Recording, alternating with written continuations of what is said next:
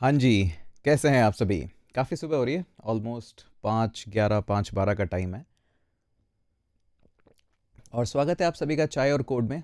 आज चाय तो नहीं है, थोड़ा अर्ली मॉर्निंग है तो नींबू पानी तो बनता ही है, सेहत का तो ध्यान रखना ही पड़ेगा। और इतनी जल्दी सुबह-सुबह इसलिए वीडियो रिकॉर्ड कर रहे हैं क्योंकि पहली बात तो जल्दी उठ गए हैं और उसके बाद देखा तो पूरा ट्विटर भरा पड़ा था आज। और अच्छी बात है, ट्विटर भरा रहता है मतलब कुछ ना कुछ टेक में इंटरेस्टिंग हुआ है। मेरी फीड तो एटलीस्ट पूरी की पूरी उसी से ही भरी हुई थी। तो मैंने सोचा कि अक्सर इस तरह के वीडियोस मैं इंग्लिश चैनल पे ज़्यादा करता हूँ तो ये वाला वीडियो हिंदी चैनल पे जाना चाहिए ताकि आपको भी अपडेट पता रहे क्या हो रहा है दुनिया के अंदर, कहाँ पे कैसे जा रहे हैं। तो हाँ जी, अगर आपने अभी तक नहीं सुना है तो चैट जीपीटी का नया मॉडल ड्रॉप हुआ है।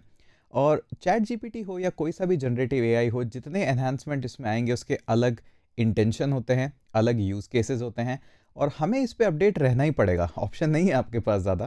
क्योंकि इससे आपको पता लगेगा कि किस डायरेक्शन में हम जा रहे हैं और प्रोग्रामिंग कैसे इवॉल्व हो रही है। जस्ट प्रोग्रामिंग नहीं, इन जनरल और क्या क्या चीज़ें इवॉल्व होगी, जैसे इकोनॉमिक्स हो गया, स्टॉक मार्केट हो गए कि कैसे आप किसी भी कंपनी को एनालाइज कर सकते हो या फिर कोई बेटर हॉलीवुड बॉलीवुड स्टोरीज लिख सकते हो मूवीज़ के लिए। तो हर जगह कुछ ना कुछ इम्प्रूवमेंट आ रहा है। अक्सर कोई भी टेक्नोलॉजी एडवांसमेंट होता है, एनहांसमेंट होता है, तो वहाँ पे कुछ पर्टिकुलर सेगमेंट, कुछ पर्टिकुलर एरिया ज़्यादा इम्पैक्ट होते हैं। जैसे कि ज़ोमैटो क्विक डिलीवरी, ये अपने आप में एक इनोवेशन ही था। कुछ मार्केट सेगमेंट इससे इम्पैक्ट में आए। जीपीएस मेरे को अभी भी एक फैसिनेटिंग टेक्नोलॉजी लगती है, जैसे कि गूगल मैप्स वगैरह हो गए। तो इसने पर्टिकुलरली हमने सोचा नहीं था जहाँ जहाँ इम्पैक्ट करेगा, बट उसके बाद कार्स, फूड, सभी जगह इम्पैक्ट आना शुरू हुआ। स्लोली ग्रेजुअली आया। चैट जीपीटी का इम्पैक्ट फैक्टर बहुत हाई है। तो आइए चलिए देखते हैं हम इस जर्नी पे, आपको भी लेके चलते हैं इस जर्नी पे, कुछ आपको भी स्क्रीनशॉट्स, मॉडल जो मैं इतनी देर खेल रहा था इस मॉडल के साथ, वो भी आपको दिखाते हैं कि कहाँ पे कैसे हो रहा है। अब इससे पहले तो सबसे पहले तो कि आपको कोई डरा दे कि सारा काम ऐसे नहीं होता है या फिर ये सब होता है, तो उससे पहले हम थोड़ा सा डिस्कस कर लेते हैं कि एक्चुअली में जो प्रोग्रामिंग है वो है क्या, कहाँ पे कैसे जा रही है, क्या आपको डरने की ज़रूरत है, नहीं है। वो सारा हम देख लेते हैं ताकि आपको भी एक थोड़ा सा रियलिस्टिक एनालिसिस रहे, क्योंकि देखिए डराने वाले वीडियोस, हाइप वीडियोस, ये सब तो बन ही जाते हैं, हम भी बना लेंगे कभी। बट इंटरेस्टिंग पार्ट ये है कि प्रोग्रामिंग का जो पूरा ये जो जर्नी है, इसका एनालिसिस अगर आप करके देखेंगे कि कहाँ से इवॉल्वमेंट आया, तो आप देखेंगे एक छोटा सा लिनियर ट्रैक है आपके पास में और ये ट्रैक हर पॉइंट पे कुछ ना कुछ इवोल्यूशन आपको देता गया है। जैसे कि फॉर एग्जांपल सबसे पहले हमने, अगर आपने सुना होगा तो पंच कार्ड्स होते थे। तो जो भी आपको कभी भी कुछ करवाना होता था प्रोग्रामिंग से, वो पंच कार्ड के थ्रू ही होता था। मतलब आप जो भी प्रॉब्लम है वो पंच कार्ड में लिखिए, फीड करिए, उसके अंदर पंचेस लिटरली होल्स पंच करिए और उसको फीड करिए। उसके बाद थोड़े टाइम बाद हमने देखा फ्लॉपी डिस्क वगैरह ये सब इवॉल्व हो गई। लेकिन प्रोग्रामिंग तब भी मेजरली कुछ असेंबली जैसी प्रोग्रामिंग में ही ज़्यादा हो रही थी, क्योंकि और लोग बहुत खुश थे असेंबली से कि हाँ जी असेंबली से तो हम बहुत खुश हैं, क्योंकि पंच कार्ड से तो बेटर था। पंच कार्ड में कार्ड एक बार इंसर्ट करते हैं, उसके बाद कंप्लीटली डिस्ट्रॉय हो जाता है और उसके बाद हमें लगा कि यार सॉफ्टवेयर बनेंगे, अब हार्डवेयर से कंप्लीटली डिटैच हो जाएगी चीज़ें। तो अगर आप कुछ भी गलती करते हैं तो ठीक है, असेंबली में काफ़ी हद तक ठीक हो जाती है, अनटिल अनलेस आपने उसको एम्बेड नहीं कर दिया है। और उसके बाद आप देखेंगे कि कुछ और इवॉल्वमेंट आए और फाइनली कुछ अच्छी प्रोग्रामिंग लैंग्वेज जिनके लोग आज तक भी फ़ैन है, सी जैसी प्रोग्रामिंग लैंग्वेज आई, जो कि लिखने में ना बहुत ही आसान थी और अभी भी आसान ही है कंपेरेटिवली, अगर हम यहाँ से जर्नी को देखते हुए आएँ। और उसके बाद आप जर्नी में देखोगे कि और मॉडर्न लैंग्वेजेस आ गई, जिसके अंदर कुछ लैंग्वेजेस जैसे पाइथन और जेएस, यहाँ पे लैंग्वेजेस आती है। अब ये लैंग्वेजेस जो है ना, ये क्या है, आपको दिखेगा कि कहीं ना कहीं बिहाइंड द सीन ये लैंग्वेजेस रैपर्स यूज़ करती है सी और सी प्लस प्लस के ही। तो अल्टीमेटली जो आपकी लैंग्वेजेस पूरा काम करती है वो करती तो यहीं पे, लेकिन आप नहीं इंटरफेयर करते उस पर, आपको सिर्फ पाइथन या जेएस ही लिखना है। फॉर एग्जांपल जैसे आप जो भी आजकल नोड वगैरह लिख रहे हो वो V8 इंजन ही तो है, तो ultimately and the end of the day C plus plus ही तो है। इनफैक्ट पाइथन सिंपली HTML भी आप जो लिखते हैं वो अल्टीमेटली नोड लिस्ट ही बनाता है, जो भी प्रोसेसिंग पार्सिंग सारा सी प्लस प्लस से ही होता है। तो HTML लिखना आसान है कि सी प्लस प्लस लिखना आसान है या सी लिखना आसान है? ऑब्वियसली बात है HTML लिखना आसान है। और थोड़ा-सा हमने देखा कि प्रोग्रामिंग में चेंजेस कितना आ गया। सब कुछ आप कर रहे थे, थोड़ा आप कर रहे थे, अब मेमोरी वगैरह सब दे दिया आपने, कर लीजिए। अब हम प्योरली फ़ोकस कर रहे हैं लॉजिक पे। प्रोग्रामिंग का गोल कभी भी कोड लिखना नहीं था। प्रोग्रामिंग का हमेशा से गोल था कि एक प्रॉब्लम सॉल्व करी जाए, ह्यूमन्स को और कैसे ईज़ दिया जाए। अब कुछ लोग इसको ना पर्सनली ले लेते हैं बहुत ज़्यादा कि नहीं प्रोग्रामिंग ही सब कुछ। प्रोग्रामिंग कभी कुछ नहीं था। It's just a solution for business. अब बिज़नेस आपका हो सकता है फूड डिलीवरी हो सकता है कुछ हो, और इनके दौरान भी अपने आप में एक बिज़नेस वेंचर अपने आप में निकले कि यार इन प्रोग्रामर्स को हेल्प करने के लिए भी हमारे पास कुछ ना कुछ टूल्स चाहिए। तो टूलिंग बिज़नेस हमेशा से ही थे कि आप प्रोग्रामर्स की लाइफ कैसे ज़्यादा आसान बना सकते हो। अब फ़र्क सिर्फ इतना सा आया कि लोगों ने समझ लिया कि टूलिंग वाला जो पाथ है और जो प्रोग्रामिंग वाला पाथ है यही सब कुछ है, ये कभी नहीं होगा, ये एडवांसमेंट में जाएगा और प्रोग्रामिंग लिखना और आसान दर आसान होता जाएगा और फोकस ये होगा कि प्रोडक्ट कैसे निकल सकता है आसानी से, एक टूल कैसे आसानी से बन सकता है और लोगों का लाइफ कैसे ईजी हो सकता है। जैसे मैंने कुछ टाइम पहले भी बोला था कि यार थंबनेल बनाना अभी भी एक चैलेंजिंग टास्क है, इतना आसान नहीं है। मैं मेरी फ़ोटोज़ दे दूँ और मैं वहाँ पे प्रॉम्प्ट कर पाऊँ कि एक्सप्रेशन चाहिए, ये चाहिए और ये चाहिए और कुछ अच्छा सा थंबनेल बना दे, नहीं होता है अभी भी there is far more better things that are done by that और मैं चाहता हूँ वहाँ पे टूलिंग आए, लेकिन ये सब है। अब यहाँ से जब हम जिस मॉडल पे जा रहे हैं और वो जा रहे हैं वो एनहांसमेंट्स हैं और ज़्यादा कि अब हम एआई को और कैसे यूज़ कर सकते हैं प्रोग्रामिंग, ताकि हमारे बहुत सारे टास्क ऑटोमेटिकली हो पाए, सारे तो नहीं हो सकते हैं। और इसके अलावा भी आप एक चीज़ देखोगे तो कुछ मैथ प्रॉब्लम है, कई लोगों को लगता है कि मैथ की कुछ प्रॉब्लम्स है जैसे कि सर्चिंग, सॉर्टिंग, ये सब तो होता ही है बाय डिफ़ॉल्ट, बट अगर आप रिसर्च पेपर देखोगे इसके, तो ये जो मैथ वाली जो प्रॉब्लम्स है ये ऐसा नहीं है कि ये ऑलरेडी एग्जिस्ट करती थी, ये प्रॉब्लम्स अभी भी बहुत सारी लेटेस्ट ही है। जैसे कि फॉर एग्जांपल कुछ सर्चिंग और सॉर्टिंग की अगर आप डेट देखेंगे, हाल ही के कुछ 10-15 साल में ही वो सॉर्टिंग रिसर्च पेपर में पब्लिश हुई और उसके बाद लोगों ने उनको यूज़ करना शुरू करा। अभी भी बहुत सारी मैथ्स की ऐसी प्रॉब्लम है या एल्गोरिथमिक ऐसी प्रॉब्लम है जो हमारे पास सॉल्यूशन नहीं है और उन प्रॉब्लम्स को हम बस एनपी वगैरह पढ़ के छोड़ दिया जाता है कि नहीं यार अभी सॉल्यूशन, वो सॉल्यूशन कब नहीं आएगा, आना तो पड़ेगा ना एक दिन उस सॉल्यूशन को। तो वही चीज़ें हैं, वही एनहांसमेंट है। तो ये कह देना कि यार प्रोग्रामिंग ही ख़त्म हो जाएगा, प्रोग्रामिंग ख़त्म नहीं होती है, चीज़ें ख़त्म नहीं होती है, चीज़ें इवॉल्व होती है। आज कोई कहे कि नहीं मैं तो पंच कार्ड ही प्रोग्राम करना चाहता हूँ या मैं असेंबली में ही सारा कोड करूँगा, तो ऑब्वियस सी बात है कि कोई ना कोई पाइथन जेएस का बंदा बीट करेगा वहाँ पे उसको। इसी तरह से अब हम नेक्स्ट फेज़ पे आई थिंक जा रहे हैं, लेकिन अभी हम प्रोग्रामिंग को साथ लेके जा रहे हैं। इवेंचुअली अगर ये भी पार्ट अगर हट जाता है तो कुछ और आएगा वहाँ पे। और आई थिंक जितने लोगों को पंच कार्ड आता था उनको असेंबली सीखना बहुत आसान रहा, जिनको असेंबली आती थी उनके लिए सी पीस ऑफ केक रहा, जिनको ये प्रोग्रामिंग की समझ है कि किस तरह से प्रोग्राम दिया जाता है, इंस्ट्रक्शन कंप्यूटर समझता है, जितना नॉलेज आपको रहेगा उतना ज़्यादा फास्ट आप डिबग कर पाएंगे, उतना ज़्यादा फास्ट आप प्रोडक्ट को दे पाएंगे। तो यहीं इसी दौर में एक प्रॉब्लम जो आ रही थी चैट जीपीटीज़ के अंदर या फिर जितने भी जनरेटिव मॉडल थे, वो प्रॉब्लम मैथ कह सकते हो आप एक तरह से, या फिर ज़्यादा बेटर वर्ड रहेगा रीजनिंग का। तो रीजनिंग प्रोग्रामिंग के लिए या फिर चैट जीपीटीज़ के लिए, इन जनरेटिव एआईज़ के लिए अपने आप में एक नाइटमेयर है। क्यों नाइटमेयर है? क्योंकि देखिए जब भी एक जीपीटी मॉडल होता है तो ये क्या करता है, आप जो भी यहाँ पे लिखते हैं, जैसे आपने लिखा कोई भी टास्क, अब ये टास्क लिटरली जो चैट जीपीटी है इसको ब्रेक करेगा सब वर्ड्स के अंदर। अब सब वर्ड्स कैसे होंगे, मतलब इसका वेक्टरिफिकेशन होता है। आप ये समझ लीजिए कि आपने लिखा टास्क और लिखा टास्क टू, ये टास्क नहीं है, ये सिंपल वर्ड्स हैं।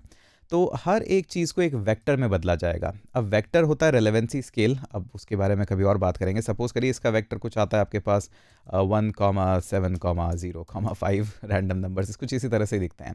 तो ये आपका टास्क 1 है और इसी तरह से आपके पास एक और आएगा टास्क 2 जिसका भी एक रेलेवेंसी स्कोर होता है कि कौन से कॉन्टेक्स्ट में इस बात को लिया जाए। तो सपोज़ करिए यहाँ पे 5 है, यहाँ पे कुछ 8 है, कुछ इस तरह से आपके पास टास्क 2 आएगा। अब प्रॉब्लम ये है चैट जीपीटी या किसी भी मॉडल के अंदर कि हमें लगता है वो पर वर्ड बाय वर्ड होता है, जबकि वो वर्ड बाय वर्ड नहीं होता है, वो लेटर बाय लेटर भी नहीं होता है। कौन सा वर्ड कहाँ पे कैसे ब्रेक होगा हमें नहीं पता है और वो वेक्टरिफिकेशन अलग लेवल पे होगा। अब जो मॉडल किसी भी एक पर्टिकुलर स्केल को चूज़ करते हैं कि मान लीजिए मैं इधर इसको ब्रेक करना चाहूँगा, वेक्टरिफिकेशन करना चाहूँगा या इसको वेक्टरिफिकेशन करना चाहूँगा, कंप्लीटली डिफरेंट रिजल्ट्स आते हैं क्योंकि कॉन्टेक्स्ट चेंज हो जाता है। बहुत सारे ऐसे वर्ड्स हैं जिनके कॉन्टेक्स्ट चेंज हो ही जाते हैं। अब यहाँ पे सबसे बड़ा एक प्रॉब्लम था स्ट्रॉबेरी, इसीलिए आपने थंबनेल में स्ट्रॉबेरी देखा। स्ट्रॉबेरी का क्या था कि स्ट्रॉबेरी जब भी आप लिखते हैं तो चैट जीपीटी को नहीं पता उसमें कितने आ रहे हैं, हमें पता है, आपको पता है, क्योंकि आपकी रीजनिंग अच्छी है। अब वहाँ पे जो वेक्टरिफिकेशन होता था वो कुछ इस तरह से होता था कि चैट जीपीटी या हर एक मॉडल अपने आप में अलग आंसर देता था। प्राइम नंबर्स के अंदर अगर आप जाते हैं, प्राइम नंबर्स वैसे भी कैलकुलेशन बहुत ही टफ होती है और उसी के पीछे पूरा क्रिप्टोग्राफी चल रहा है, तो वहाँ पे और ज़्यादा प्रॉब्लम थी और जीपीयूज़ का जो चर्न था वो बहुत ज़्यादा था।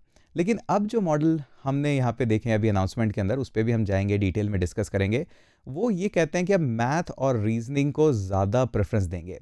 अब ये मैथ और रीजनिंग आपका जितना अच्छा होगा ना, उतने अच्छे आप इंडिविजुअल होंगे, उतने अच्छे आप इंजीनियर होंगे, उतने अच्छे आप इन जनरल पर्सन होंगे, क्योंकि ये जो मैथ और रीजनिंग है यही कहीं ना कहीं हमारी कैपेबिलिटीज़ को डिफाइन करता है कि कितना आप चीज़ों को समझ पा रहे हैं और उसको डिड्यूस कर पा रहे हैं, और इन्हीं का टेस्ट होता है अक्सर।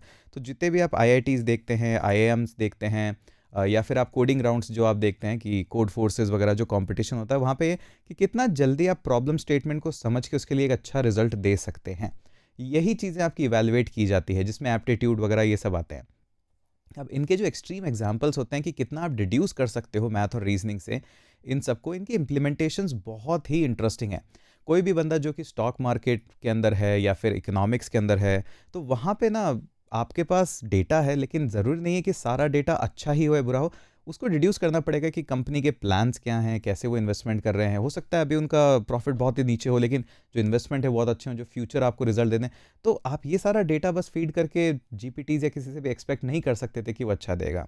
इसके अलावा एक जो प्रॉब्लम होती है, जो मुझे लगा था स्टार्टिंग में, कि अब क्योंकि चैट जीपीटी आ गया है, आपके पास में एक पर्सनल असिस्टेंट है जो आपसे बात कर सकता है, तो बहुत अच्छी स्टोरीज निकल के आएगी और उन स्टोरी से बहुत अच्छी सीरीज़ बन सकती है, मूवीज़ बन सकती है। तो मुझे लगा था स्टोरी जॉनर के अंदर एक नए लेवल के, क्योंकि ऐसी स्टोरी सोचना जो हैरी पॉटर लेवल पे हो, ये कोई आसान काम नहीं है। इसके लिए बहुत इटरेशन, बहुत इवोल्यूशन, बहुत थॉट प्रोसेस एक्सचेंज भी लगते हैं। फेलो राइटर से बहुत डिस्कशन करना पड़ता है कि कहाँ लूप होल्स है, क्या है। तो मुझे लगा था स्टोरीज़ के लिए मैं बहुत एक्साइटेड था कि यार ये स्टोरीज़ हमारे पास बहुत आएगी। तो ये नहीं आया क्योंकि कहीं ना कहीं ये जो प्रॉब्लम थी मैथ और रीजनिंग की, इनको नहीं एड्रेस किया गया था। और बहुत सारे मॉडल्स हैं जो कि इसी पे काम कर रहे हैं और कर रहे थे कुछ सालों से। अब हमें जाके फाइनली कुछ आउटपुट देखने को मिला है, जो भी अभी ठीक ठाक सा ही है, बट मुझे लगता है कहीं ना कहीं अब जाके कई जगह मारे हैं।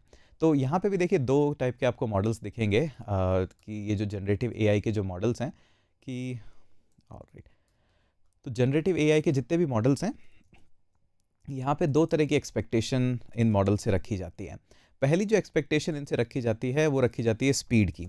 तो फर्स्ट जो इम्प्रेशन होता है वो अक्सर स्पीड में ही होता है, और दूसरी होती है थॉट प्रोसेस में, या इसको थिंकिंग के अंदर बोल दीजिए, आपको जो बोलना है। तो ये थिंकिंग प्रोसेस में।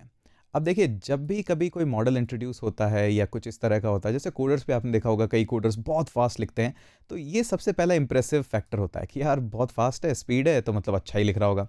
लेकिन इवेंचुअली आपको जाके पता लगता है कि यार स्पीड ठीक है अपनी जगह है, लेकिन हमें ना कोडिंग हो या कोई भी एनवायरनमेंट हो, वहाँ पे थॉट प्रोसेस ज़्यादा चाहिए। स्पीड थोड़ा ठीक हो, ओके ओके हो तो भी चलेगा। तो यही वो प्रोसेस था। तो चैट जीपीटी ने भी ये अप्रोच करा कि पहले हम फास्ट फास्ट फास्ट रिजल्ट देते हैं, जिन चीज़ों पे ज़्यादा सोचने की ज़रूरत नहीं है, कैलकुलेशन या जो ऑलरेडी सॉल्व हो रखी है, बॉयलर प्लेट ही है। अब हम जा रहे हैं थिंकिंग मोड की तरफ। आई थिंक गुड डायरेक्शन है।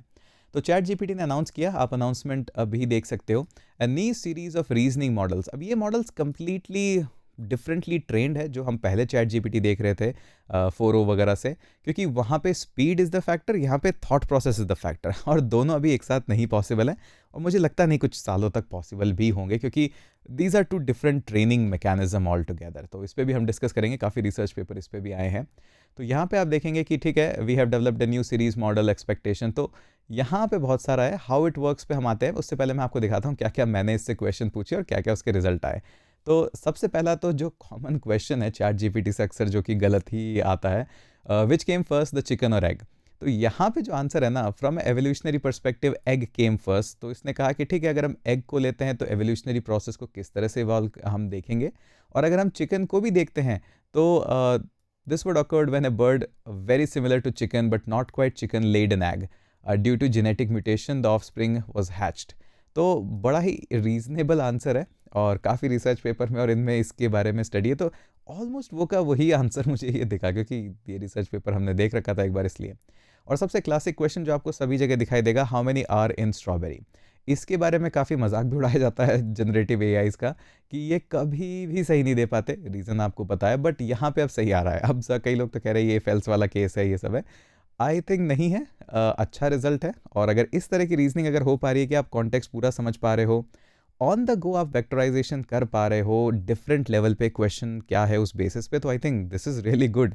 कि आप एक स्टैंडर्ड डिफॉल्ट वेक्टराइजेशन नहीं कर रहे हो हर चीज़ का, you are trying to evaluate the question, you are trying to see that कौन सा वेक्टराइजेशन सही होता है, और यही वो थिंकिंग प्रोसेस है, थॉट्स फॉर 4 सेकेंड। तो यहाँ पे आप देखोगे assessing the question, breaking down the user's query, I recognize there is R count. तो यही सारा वो वेक्टराइजेशन प्रोसेस है। और उसके बाद कुछ टिपिकल सवाल, what are the last 4 digit of the sum of first 70 prime number. अब इसका प्रॉब्लम क्या होता था, क्योंकि ये क्वेश्चन इस तरह से डिज़ाइंड है कि last 4 digit some of the first, तो लास्ट 4 डिजिट का सम है कि फर्स्ट सम ऑफ, तो ये हमारे लिए बहुत ईजी लगता है कि ठीक है यार जो पूछा है वो ईजी है डिड्यूस करना, बट जीपीटीज़ के लिए नहीं है। और अच्छी बात यह है कि इसको बहुत टाइम लगा, 41 सेकेंड। अब बाकी में देखोगे 4 सेकेंड, 4 सेकेंड। तो कुछ क्वेश्चंस हैं जो अभी भी थॉट प्रोसेस देने पे मजबूर करते हैं। तो आप देखेंगे कि प्राइम नंबर्स इसने पूरे निकाले, और ये निकालने अपने आप में बहुत ही कंप्यूट हैवी है। आई एम प्रीटी श्योर कहीं ना कहीं ऑप्टिमाइजेशन है इन चीज़ों को लेके। तो बट ठीक है। और ना उसका कैलकुलेटिंग सम, उसके बाद लास्ट एक्सट्रैक्टिंग। तो इसको पता था कि इसको मुझे इवेलुएट करने के लिए कौन से स्टेप्स लगेंगे। That is where it impressed me, इसको एग्जैक्टली पता था। अब ये खुद ही जो स्टेप्स इवॉल्व डिड्यूस कर पाया है, I think that is very impressive. अगर इस तरह से मैं और प्रिसाइज स्टेप्स दूं तो बेटर होगा। और यही सबसे इंपॉर्टेंट है कि आपको पता है किस तरह से डिड्यूस करना है। तो दैट्स रियली नाइस। और ये भी क्वेश्चन जिसका भी काफ़ी मजाक उड़ाया जाता है, 9.9 बड़ा है कि 9.11 बड़ा है, तो इसके आंसर तो हमेशा रॉन्ग आते थे, यहाँ पे ठीक है। और ये भी एक मॉकिंग क्वेश्चन है। तो इस तरह के मॉकिंग क्वेश्चंस काफ़ी रिसर्च पेपर्स में, काफ़ी ब्लॉग आर्टिकल में रिसर्चर्स ने काफ़ी डिस्कस करे हैं। तो I have 3 apples, yesterday I ate one। और स्पेशली जो वन अगर आप अलग अलग तरीके से देते हैं यहाँ पे, तब काफ़ी मैनिपुलेशन होता है। यहाँ पे नहीं हुआ, मुझे यहाँ पे नहीं दिखा। और भी अभी तो खेलेंगे इसके साथ में आराम से, देखते हैं कितना रीजनिंग कर पाते हैं, कितना मैथ्स कर पाते हैं। और यहाँ पे अब जो एक इंटरेस्टिंग चीज़ है कि इलिया ने भी बात करी थी। इलिया ने भी $1 बिलियन रेस कराया, 8,000 करोड़। और वो भी सेफ्टी के साथ इसको करना चाहते हैं। तो अब देखते हैं वहाँ पे क्या आता है। इंटरेस्टिंग चीज़ आपको दिखेगी यहाँ पे कि इन्होंने अलग अलग यूज़ केस दिए हैं कि जेनेटिक्स में कैसा यूज़ केस है। ये वाला बहुत अच्छा वीडियो, आपको टाइम मिले बिल्कुल देखिएगा। इकोनॉमिक्स का अच्छे प्रोफेसर है, वेल नोन है इंडस्ट्री के अंदर। और इन्होंने जो रीजनिंग और जो क्वेश्चंस दिए वो वाकई में पीएचडी लेवल के हैं। इनको तो आप जानते ही हैं। जो डेविन है, अभी तक भी कैसे पीछा छोड़ेंगे इतनी जल्दी तो डेविन का। और एजेंट्स, सभी एजेंट बना रहे हैं। अब यहाँ पे जो एक इंटरेस्टिंग केस है ना, वो है इसकी प्राइजिंग का। तो I think pricing pricing pricing pricing कहाँ पे है प्राइजिंग? ये रही। प्राइजिंग के अंदर आप देखोगे लेटेस्ट मॉडल में बहुत एक्सपेंसिव। हम वापस से एक्सपेंसिव रेस में जा चुके हैं। तो आप देखेंगे अभी तो आई थिंक यहाँ पे कहीं तो चैट जीपीटी की प्राइजिंग, या फिर ये रहा। तो ये जो प्राइसिंग मॉडल है ना, आप कंपेरेटिवली देखोगे पुराने मॉडल से बहुत एक्सपेंसिव है, बहुत ज़्यादा एक्सपेंसिव है। तो यहाँ पे चैट जीपीटी 4 देख रहे हो तो $5 पर 1 मिलियन इनपुट टोकन है। और बैच प्राइसिंग भी है वहाँ पे। बट ठीक है, अगर कंपेरेटिवली आपको 4 ही यूज़ करना है latest out of the box तो भी ठीक है। बट अगर आप थोड़ा सा पुराना मॉडल देखते हैं, मिनी, तो बहुत ही सस्ता है, 0.015 पर 1 मिलियन टोकन। और मोस्ट ऑफ द काम इससे हो जाता है। लेकिन अब आते हैं हम हमारे एक्सपेंसिव साइकिल में, क्योंकि रीजनिंग बहुत ज़्यादा कंप्यूट यूज़ करती है और जीपीयूज़ यूज़ करते हैं। तो प्राइसिंग देखिए, इसी से आपको पता लगेगा कि हाँ, ये कितना बड़ा ब्रेक थ्रू है। क्योंकि कंप्यूट, जीपीयूज़ और ज़्यादातर लोग नहीं कर पा रहे, तो उसी बेसिस पे प्राइसिंग जो निकली है ओवन प्रीव्यू की, $15 पर मिलियन इनपुट। अब आप देख सकते हैं $15 वर्सेस 0.15, तो ज़मीन आसमान का अंतर है प्राइसिंग के अंदर। तो आई थिंक ठीक है, क्योंकि ये जो चीज़ है ना रीजनिंग, यही हमें इंट्रोड्यूस करेगी एजेंट्स से। आपको एक वर्ड काफ़ी दिखेगा चैट जीपीटी में कि लोग ना एजेंट्स की बहुत बात करते हैं। और ये एजेंट्स है क्या? अब देखिए, जिस पे सबसे ज़्यादा मेटा बैंक कर रहा है और जिस पे और भी लोग बैंक कर रहे हैं, वो है कि सपोर्ट। देखिए, सबसे ज़्यादा एक्सपेंसिव है। किसी भी इंडस्ट्री में सपोर्ट बहुत एक्सपेंसिव है। आप सिर्फ एक चैटबॉट लगा के वहाँ पे हज़ारों हज़ारों की तादाद में पीछे बिहाइंड द सीन लोग होते हैं जिनसे आप इंटरेक्ट करते हो। कुछ जगह उनकी ज़रूरत नहीं है। तो सभी लोग बैंक कर रहे हैं कि हम कैसे और एजेंट्स बना सकते हैं। कुछ लोग कोडिंग एजेंट्स बना रहे हैं, कुछ लोग सपोर्ट के लिए एजेंट्स बना रहे हैं। बहुत जगह ये हो रहा है। कुछ कंपनियों ने तो डायरेक्टली फुल्ली सपोर्ट स्टाफ अपना एजेंट से रिप्लेस कर दिया, बट बहुत बैकलैश है क्योंकि वो नहीं कर पा रहा है सारी चीज़ें। कुछ जगह जहाँ पे जैसे आपने देखा कि इंटरनेट की कंप्लेंट्स लिखना पहले बहुत डिफ़िकल्ट था। अगर आप एयरटेल या जियो यूज़ करते हैं कुछ इस तरह की, तो एयरटेल स्पेशली बहुत डिफ़िकल्ट था रीच आउट करना, उनको कंप्लेंट करना। अभी बहुत आसान है क्योंकि एआई ने कुछ स्टेप्स ईजी कर दिए हैं। लेकिन इमेजिन करिए अगर आप अपनी कस्टम कंप्लेन या सपोर्ट यहाँ पे एजेंट्स को दे पाएँ तो बहुत काम आसान हो जाएगा। अब ये जो एजेंट्स टर्म है ना, ये बहुत ही बड़ा वेग टर्म है। इसका मतलब सिर्फ प्योरली डिड्यूस कर लेना कि सपोर्ट है, नहीं, ऐसा नहीं है, कंप्लीटली रॉन्ग है। एजेंट्स एक बहुत ही ब्रॉड टर्म है पूरे एआई कम्युनिटी के अंदर, इकोसिस्टम के अंदर। सभी आपको बैंक करते हुए नजर आएंगे कि क्या एजेंट है और कैसा एजेंट है, रीजनिंग एजेंट है, और इस एजेंट को मैं यूज़ कहाँ कर सकता हूँ। तो बहुत सारे इसके अंदर क्यूमुलेटिव वर्ड्स हैं इसके अंदर। अगर आप कहेंगे तो वीडियोस ज़रूर बनाएंगे। और यही पूरा था, एक छोटा सा डिडक्शन की कैसे रीजनिंग है।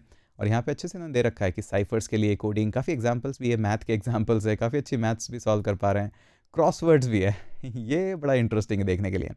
और साइंस, इंग्लिश, सेफ्टी, तो हाँ, बहुत सारा सेफ्टी, हेल्थ केयर, देखना पड़ेगा और भी किस तरह से इवोल्यूशन इसका पूरा आ रहा है, बट ठीक है। और हाँ, एक चीज़ तो हम भूल ही गए कि एफिशिएंसी स्कोर्स भी यहाँ पे आए हैं, कोड फोर्सेस के परसेंटाइल भी आए हैं कि पहले मॉडल्स कैसे परफॉर्म कर रहे थे और अभी मॉडल्स कैसे परफॉर्म कर रहे हैं। तो आई थिंक ये भी बड़ी इंटरेस्टिंग चीज़ है कि जो एक पैरामीटर था किसी भी इंडिविजुअल को हायर करने का, वो कोड फोर्सेस, डीएसए और यही सब था, तो अब क्योंकि ये काम ऑटोमेशन पे हो पा रहा है, तो अब किस तरह से हायरिंग इवॉल्व होगी। एक बार तो हमने देख लिया कि ठीक है, आपको कोडिंग स्किल्स भी चाहिए, आपकी एप्टीट्यूड स्किल्स भी चाहिए, बट अब क्योंकि ये पैरामीटर कहीं ना कहीं जा रहा है दूर, कि अब कोड फोर्सेस या सिर्फ एक कोडिंग टेस्ट नहीं रहा है, तो अब किस तरह से हायरिंग और ये सब चेंजेस होगा, और कितनी हायरिंग होगी, नहीं होगी, कितने लोग कंपनी को ज्वाइन करने से ज़्यादा प्रेफर ये करेंगे कि अब मैं खुद का ही प्रोडक्ट बना सकता हूँ, तो why to join a company rather to work on building out my own product, मेरा खुद का सोल्यूशन। तो और ज़्यादा प्रोडक्ट्स मार्केट में आएंगे, और ज़्यादा ऐप्स आएगी, और ज़्यादा वेब ऐप्स आएगी, वो सब भी देखेंगे। तो बड़ा इंटरेस्टिंग टेक है, और मुझे लगा कि यार ठीक है, थोड़ी सी चर्चा तो इस पर भी बनती है, क्योंकि हज़ारों चीज़ों पे चर्चा होती है, लेकिन इन चीज़ों पे तो कम ही होती है। पर ठीक है, थोड़ी सी एक चर्चा हुई, बड़ा मज़ा आया आपके साथ में। इनमें से कोई टॉपिक, कोई टर्म आपको ऐसा लगा हो कि यार इस पे और एक्सप्लेनेशन चाहिए, या इस पे एक डेडिकेटेड वीडियो आ जाए तो मुझे थोड़ा और समझ में आ जाएगा, तो मुझे कमेंट सेक्शन में बताइएगा। बिल्कुल बिल्कुल बनाएंगे उसके बारे में वीडियो। कोई कमेंट टारगेट वगैरह नहीं देंगे, आपका मन करे कमेंट करिएगा, नहीं करे तो आराम से चैट जीपीटी को आराम से देखिएगा, एक्सप्लोर करिएगा, रीडिंग ज़रूर करिएगा इनके जितने भी अनाउंसमेंट वगैरह है, क्योंकि थोड़ा अपडेट रहना बनता है। ठीक है, तो आराम से डे इन्जॉय करिए। हम भी अब उठ ही गए, तो थोड़ा सा वर्कआउट ही करिए आते हैं। ठीक है, मिलते हैं आपसे अगले वीडियो में।